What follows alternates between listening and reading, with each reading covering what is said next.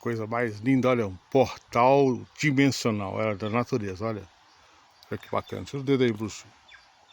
Olha só, um portal, olha, de natureza, passar debaixo desse portal. Olha, para você ver que não foi feito pelo homem, tá? Olha que maravilha, é um cipó. Aqui ele cruza, ó.